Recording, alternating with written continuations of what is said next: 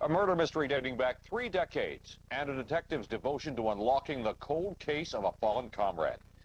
Good evening. More on that story in a moment, and the story of a small plane crash on Long Island. But first, a judge has found the Giuliani administration in contempt of court. The ruling comes in a case involving homeless people with AIDS. The administration found to be breaking a city law. But political reporter J.D. Dapper's here now with details of how the city could have avoided this ruling and saved taxpayer money in the process. Jay. Well, Michelle, Chuck, it was rather extraordinary, something rarely seen in cases like this. The judge ruling from the bench just after hearing oral arguments, blasting the city for knowingly violating her court order. The city has broken the law repeatedly at these offices in Chelsea.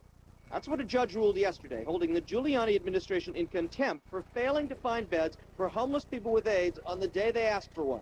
It's a problem News Channel 4 has documented in numerous stories since last September. That the city's constant denials of any crisis, of any problems, and their constant protestations that not a single person has gone without housing have been proven in court, adjudicated to be false. In a statement, the city law department said it was very disappointed by the ruling, noting that the city had housed 8,000 people since the beginning of January, and that the judge ruled on just 5 cases in which the city was not able to find housing on the night they came in. They know on their own admissions and papers alone that this is a widespread problem.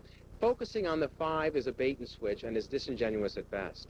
And it misses the bigger picture. There'd be no need to send these people to hotels for hundreds of dollars a night if the city had lined up more permanent housing. But the first proposal in 4 years to do just that, sent out in March, has not garnered a single bid. Why? It financially penalizes you if a year after the client leaves your program, they end up back in DASS's emergency housing system.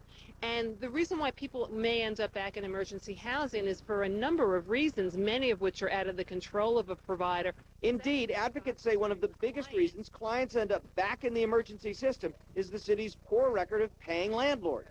We first told you about that problem back in January. And a longtime critic of the mayor's approach to AIDS housing today questions the administration's motives. And I think they put out this proposal, one that no responsible person could respond to, so they could then go into the courts and say, look, we've tried. We've put out this request for proposals.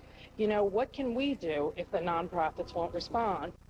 Now, just last week, HRA amended that request, dropping the penalty portion, instead asking for bidders to propose their own incentive program. We wanted to ask HRA about all of this. They didn't respond to our questions today. All of this while the agency sits on $9.7 million designated for long-term housing, money that is unspent while clients continue to be housed in expensive nightly hotels. This will be appealed, according to the city law department. Thanks, Jay.